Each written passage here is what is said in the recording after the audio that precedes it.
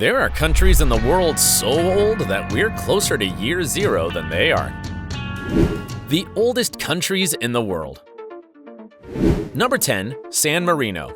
Let's start with the fifth smallest country in the world, the Republic of San Marino, a landlocked state surrounded by Italy with an interesting government system. It's the only country to have two heads of state who are elected by the parliament and whose term only lasts 6 months, which is also odd. This country was born on September 3rd, 303, 1,719 years ago, according to legend, of course. Now, I should make a warning for the entire video. Sometimes it's very difficult to know when a country is born or when to consider it already existing. Can it be when it covers almost the same territory or when it has the same name as it does today? There's no consensus. Also, many countries are shrouded in legend, such as San Marino. Legend has it that it was founded by Marinus, a Christian stonemason who escaped from one of the Croatian islands fleeing persecution by the Roman Empire Diocletian, who didn't like Christians very much. Marinus hid on Mount Titan where he founded a Christian community, which was named San Marino after its founder and later became a republic. It survived independently throughout the Middle Ages and now it has two heads of government. It's indeed a fossil of a country. Number 9. Armenia. Armenia is a small country located in the Caucasus. It's one of the oldest countries in the world and is usually dated to 321 BC, meaning 2,343 years ago. Until then, Armenia was a province or satrapy of the Persian Empire, but that year, Alexander the Great invaded the Persians and the Armenian kingdom became an autonomous entity. In the following centuries, 3 dynasties succeeded one another until they were subdued by the Romans in 34 BC. During the Middle Ages, the Armenian kingdom became independent again and served as a buffer state between the Byzantines, that is, the Eastern Romans and the Arabs, until it was finally conquered by the Turks. But, like all empires, the Turks also went into decline and, as a result of one of their many wars with the Russians, they ceded the eastern part of Armenia to the Tsar's empire.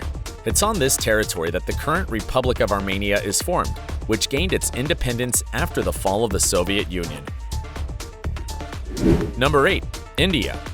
India is the 7th largest country in the world, and yes, we all know that India became independent from the British at midnight on August 15, 1947, after confronting the colonizers in major civil disobedience campaigns led by Gandhi.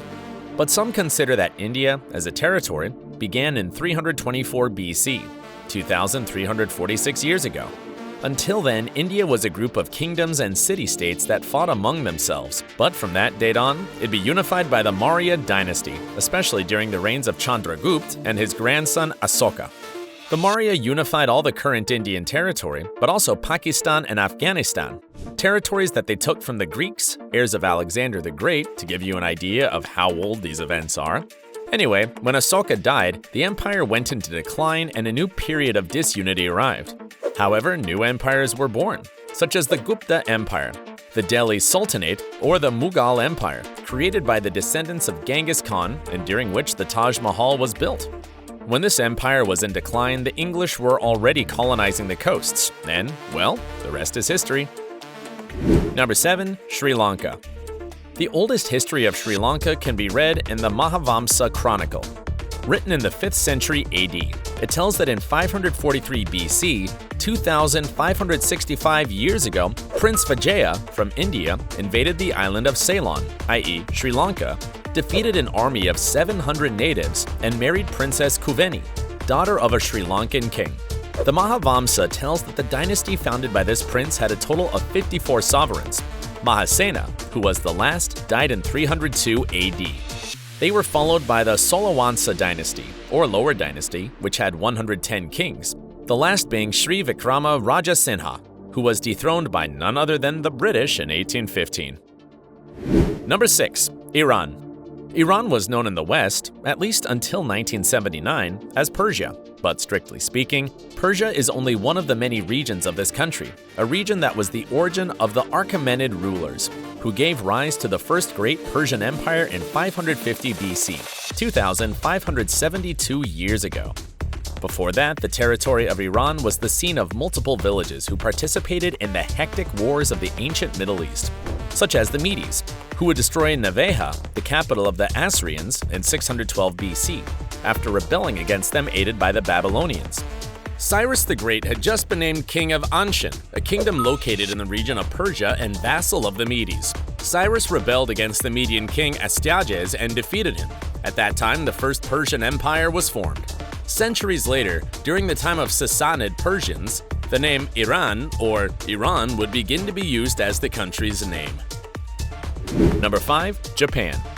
Japan is ruled by the world's oldest dynasty, which has ruled the country as a unified empire since February 11, 660 BC, 2,682 years ago.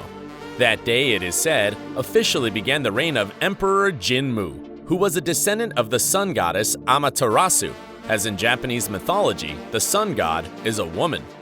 Jinmu had recently waged many wars to unify the towns and villages of Japan.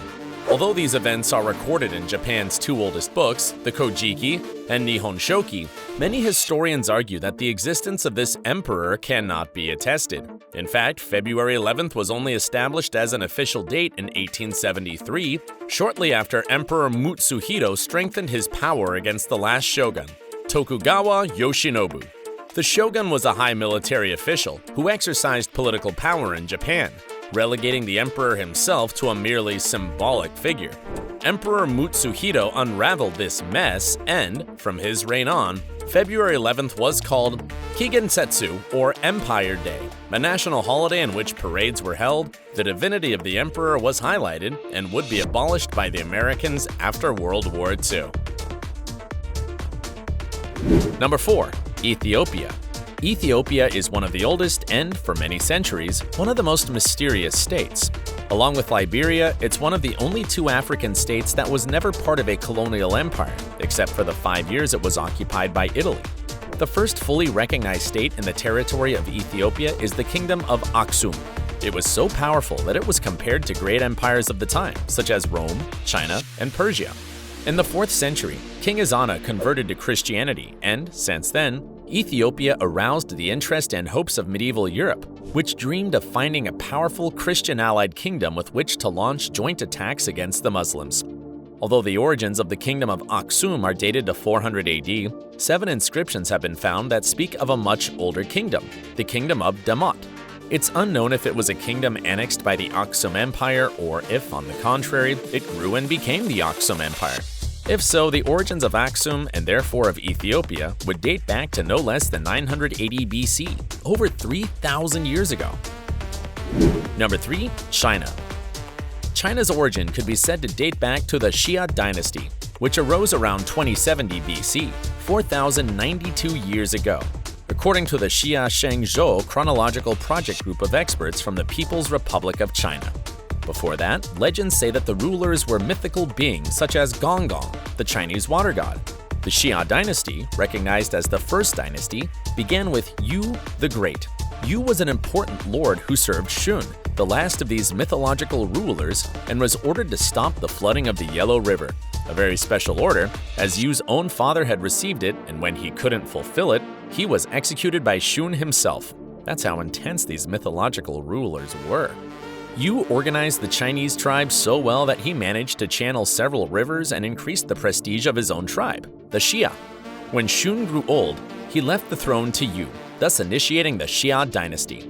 Yu didn't choose the most capable as his successor, but appointed his own son Qi, starting the dynastic tradition that would last throughout China's history until the revolution that put an end to the empire in 1912. Number 2. Vietnam. If we get as flexible as with China, we can say that the origins of the state of Vietnam date back to 2879 BC, 4,900 years ago.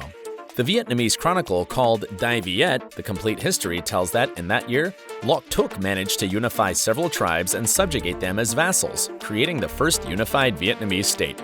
Loc Tuc was a descendant of Shanong, one of the Chinese mythological rulers. According to legend, Shanong had transmitted the practice of agriculture in China, and Loc Tuc did the same with the Vietnamese, whom he taught to cultivate rice. Thus, the state of Van Lang was founded. The end of this kingdom was marked by the first Chinese invasion, but, although nominally subjugated, Vietnam maintained its independence and its customs even as a vassal of the Northern Empire.